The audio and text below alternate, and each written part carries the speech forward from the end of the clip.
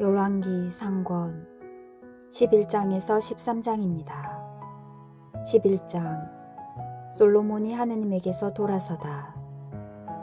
솔로몬 임금은 파라오의 딸뿐 아니라 모압 여자와 암몬 여자, 에돔 여자와 시돈 여자, 그리고 히타이트 여자 등 많은 외국 여자를 사랑하였다. 이들은 주님께서 일찍이 이스라엘 자손들에게 이렇게 경고하신 민족의 여자들이었다. 너희는 그들과 관계를 맺지 말고 그들도 너희와 관계를 맺지 못하게 하여라. 그들이 반드시 너희 마음을 그들의 신들에게 돌려놓을 것이기 때문이다. 그런데도 솔로몬은 그들과 사랑에 몰두하였다. 솔로몬에게는 왕족 출신 아내가 700명, 후궁이 300명이나 있었다. 그 아내들은 그의 마음을 돌려놓았다. 솔로몬이 늙자 그 아내들이 그의 마음을 다른 신들에게 돌려놓았다. 그의 마음은 아버지 다윗의 마음만큼 주 그의 하느님께 한결같지는 못하였다.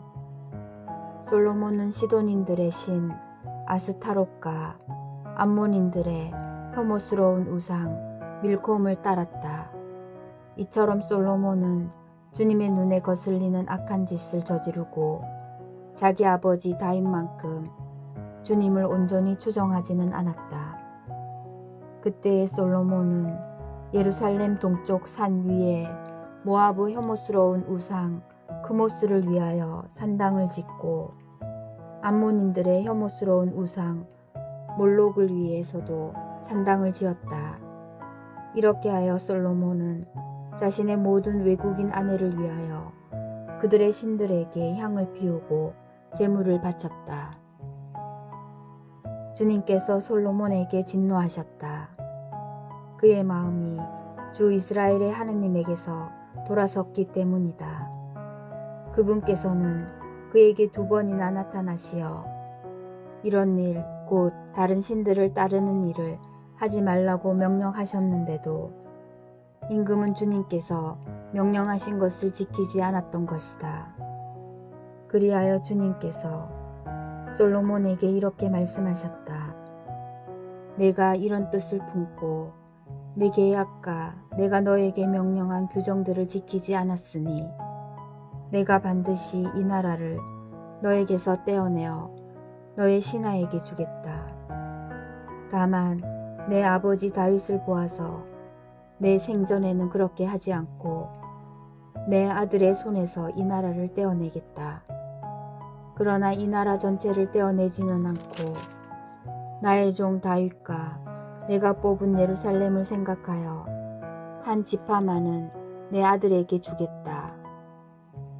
솔로몬의 적들. 그리하여 주님께서는 에돔 사람 하닷을 솔로몬의 적대자로 일으키셨다. 하닷은 에돔의 왕손이었다. 전에 다윗이 에돔에 있을 때 군대의 장수 요압이 살해당한 이들을 묻으러 올라갔다가 에돔 남자들을 모두 쳐 죽인 일이 있었다. 요압과 온 이스라엘은 에돔 남자들을 모두 전멸시킬 때까지 6달 동안 거기에 머물렀다. 그러나 하닷은 자기 아버지의 신하인 몇몇 에돔 사람들과 더불어 이집트로 달아났다. 그때의 하닷은 어린 소년이었다. 그들은 미디안을 떠나 파란에 이르렀다. 그리고 파란에서 장전 몇 사람을 데리고 이집트로 그곳 이집트 임금 파라오를 찾아갔다. 파라오는 그에게 집을 주고 양식을 대주겠다고 약속한 다음 땅도 주었다. 하닷이 파라오의 눈에 썩 들어 파라오는 자기 처제 곧 타흐푸네스 왕비의 동생을 그에게 아내로 주었다. 타흐푸네스의 동생은 하닷에게 아들 그누밧을 낳아 주었는데 이 아들을 타흐푸네스가 파라오의 궁에서 길렀다.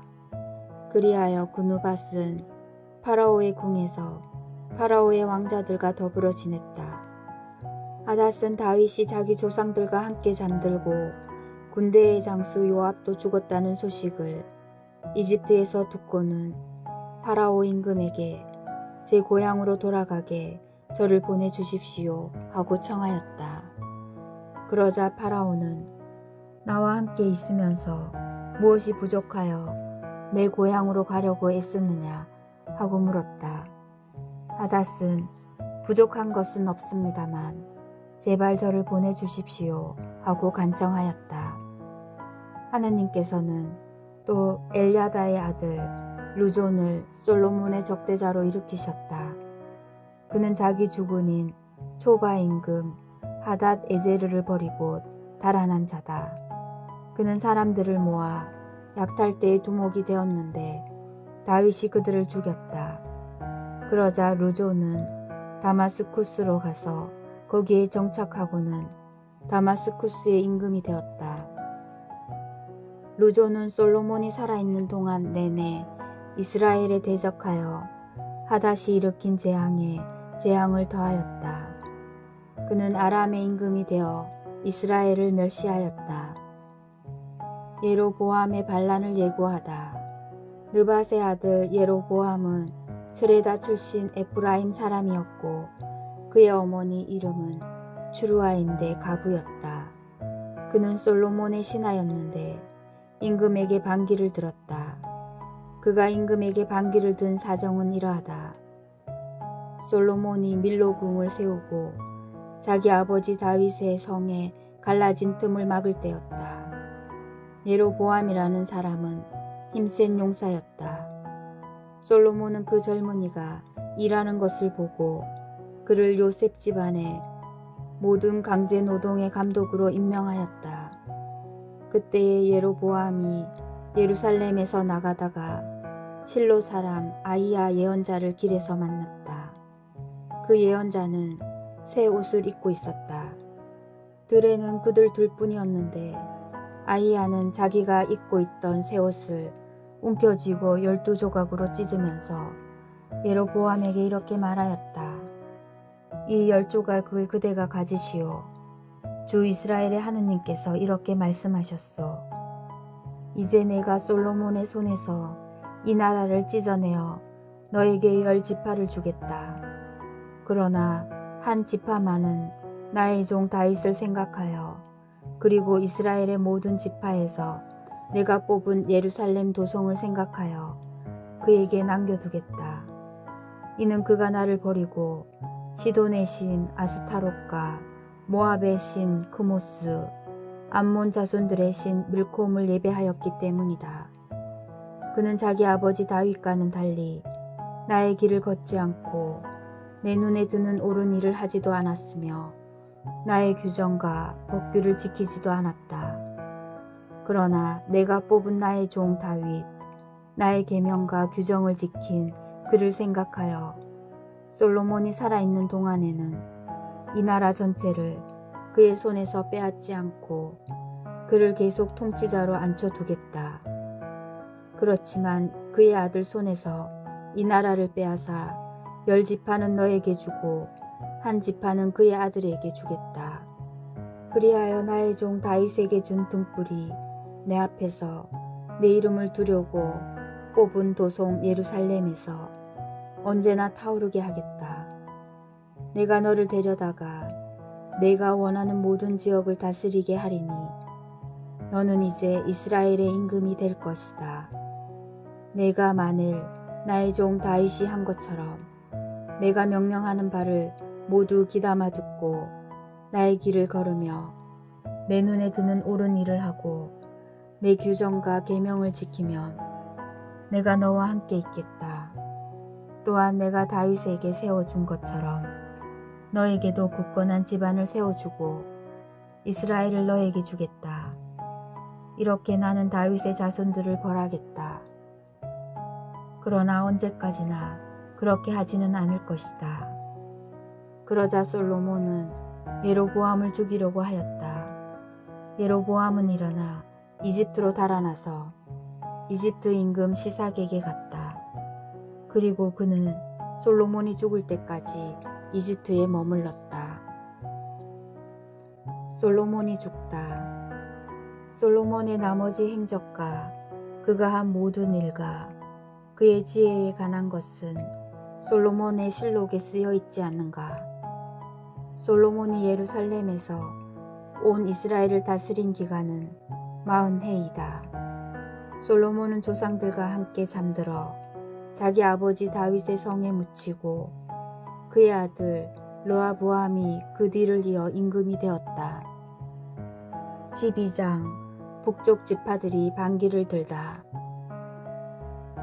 르호보암은 스켐으로 갔다. 온 이스라엘이 스켐에 모여 그를 임금으로 세우고자 하였기 때문이다. 느밧의 아들 예로보암은 솔로몬 임금을 피하여 이집트로 달아나 있다가 거기에서 이 소식을 들었다. 그래서 예로보암은 이집트에서 돌아왔다. 사람들이 심부름꾼을 보내어 그를 불러내니 예로보암은 온 이스라엘 회중과 함께 르호보암에게 가서 말하였다. 임금님의 아버지께서는 우리의 멍에를 힘겹게 하셨습니다. 이제 임금님의 아버지께서 지으신 힘겨운 일과 무거운 멍에를 가볍게 해 주십시오. 그러면 우리가 임금님을 섬기겠습니다. 그러자 르호보암은 그들에게 돌아갔다가 사흘 뒤에 다시 나에게 오시오 하고 말하였다. 이 말에 백성은 돌아갔다. 르호보암 임금은 자기 아버지 솔로몬이 살아있을 때에 그를 받들던 원로들을 불러 저 백성에게 어떻게 대답해야 할지 의견을 듣고 싶소 하고 의논하였다. 그러자 그들이 대답하였다. 오늘 임금님께서 저 백성의 종이 되어 그들을 섬기고자 하시면 그들에게 좋은 말씀으로 대답해 주십시오.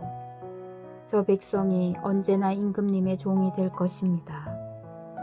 그러나 임금은 원로들이 내놓은 의견을 버리고 그 대신 자기와 함께 자란 젊은이들로서 자기를 받드는 자들과 의논하면서 그들에게 물었다. 나에게 임금님의 아버지께서 우리에게 메우신 멍에를 가볍게 해주십시오 하고 청하는 저 백성에게 우리가 어떻게 대답해야 할지 그대들의 의견을 듣고 싶소. 그러자 임금과 함께 자란 젊은이들이 이렇게 대답하였다. 임금님의 아버지께서 메우신 멍에가 무거우니 그것을 가볍게 해주십시오 하고 청하는 저 백성에게 임금님께서는 이렇게 대답하십시오. 이런 식으로 말입니다. 내 새끼손가락이 내 아버지의 허리보다 굵소. 내 아버지께서 그대들에게 무거운 멍에를 메우셨는데 나는 그대들의 멍에를 더 무겁게 하겠소. 내 아버지께서는 그대들을 가죽 채찍으로 징벌하셨지만 나는 갈고리 채찍으로 할 것이요. 임금이 사흘 뒤에 다시 오라고 이른 대로 예로보암은 온 백성과 함께 사흘째 되는 날에 르호보암에게 갔다. 임금은 원로들이 내놓은 의견을 버리고 백성에게 거칠게 대답하였다. 그는 젊은이들의 의견대로 백성에게 말하였다. 내 아버지께서 그대들의 멍에를 무겁게 하셨는데 나는 그대들의 멍에를 더 무겁게 하겠소. 내 아버지께서는 그대들을 가죽 채찍으로 징벌하셨지만 나는 갈고리 채찍으로 할 것이요. 임금이 이처럼 백성의 말을 들어주지 않은 것은 주님께서 이를 그렇게 돌리셨기 때문이다. 주님께서는 실로 사람 아히야를 통하여 느밧의 아들 예로보암에게 하신 말씀을 이루시려고 이를 그렇게 하신 것이다. 온 이스라엘은 임금이 자기들의 말을 들어주지 않은 것을 보고 임금에게 대답하였다. 우리가 다윗에게서 얻을 몫이 무엇이냐? 이사이의 아들에게서 받을 상속재산이 없다. 이스라엘아, 내 천막으로 돌아가거라. 다윗아, 이제 내 집안이나 돌보아라. 그러고 나서 이스라엘은 자기 천막으로 돌아갔다. 그러나 유다의 성읍들에 살고 있는 이스라엘 자손들은 르호보암이 다스리게 되었다. 르호보암 임금이 부역 감독 아도람을 보내자 온 이스라엘은 돌을 던져 그를 죽여버렸다. 그러자 르하보암 임금은 서둘러 병거에 올라타고 예루살렘으로 도망쳤다. 이렇게 이스라엘은 다윗 집안에 반역하여 오늘에 이르렀다. 남과 북이 갈라지다. 온 이스라엘은 예로보암이 돌아왔다는 소식을 듣고 사람을 보내어 그를 집회에 불러서 온 이스라엘의 임금으로 세웠다. 유다 지파 말고는 아무도 다윗 집안을 따르지 않았다. 르하보암은 예루살렘으로 돌아와 온 유다 지방과 베냐민 지파의 동원령을 내려 정병 18만을 모았다. 이스라엘 지방과 싸워 솔로몬의 아들 르하보암의 왕권을 되찾으려는 것이었다. 그런데 하느님의 사람 스마야에게 하느님의 말씀이 내렸다. 유다 임금 솔로몬의 아들 르하보암과 온 유다와 베냐민 지방과 나머지 백성에게 이렇게 말하여라. 주님이 이렇게 말한다. 너희는 동족인 이스라엘 자손들에게 올라가 그들과 싸워서는 안 된다. 저마다 집으로 돌아가거라. 이렇게 된 것은 나의 뜻이다.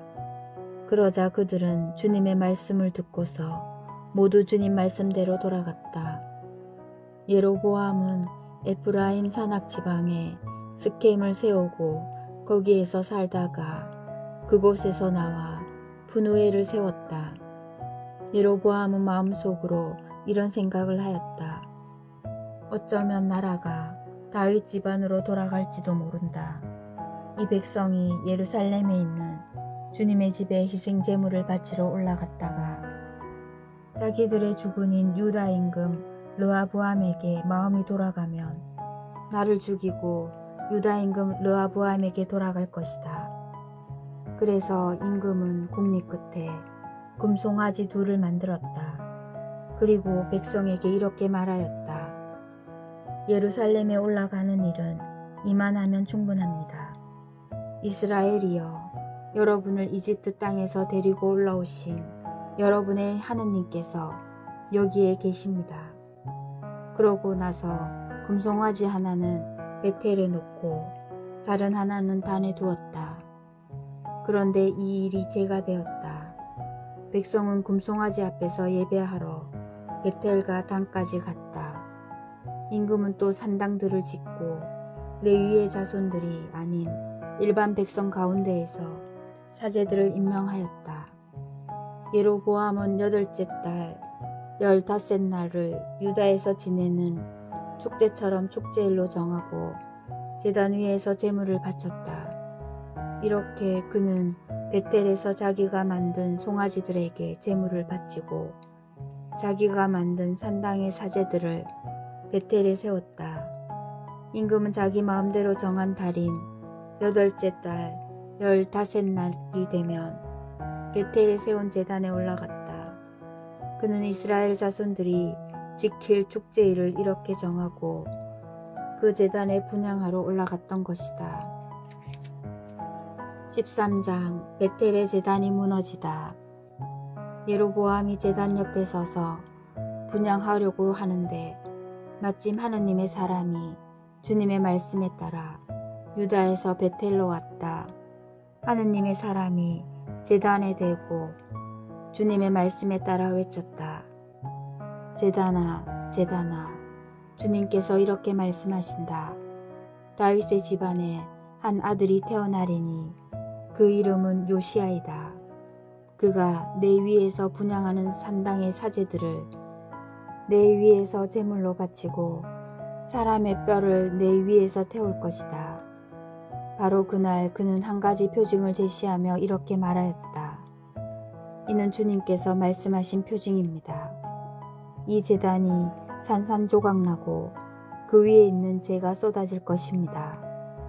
예로보암 임금은 하느님의 사람이 베텔 제단에 대고 이렇게 외치는 말을 듣고 제단에서 손을 뻗으며 그를 붙잡아라 하고 명령하였다.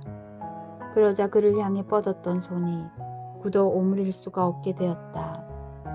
곧 이어서 주님의 말씀에 따라 하느님의 사람이 제시한 표징대로 제단이 산산조각나고 제단에서 재가 쏟아졌다. 그러자 임금은 하느님의 사람에게 주 그대의 하느님께서 호의를 간청하고 내 손이 회복되도록 기도해 주시오 하고 말하였다.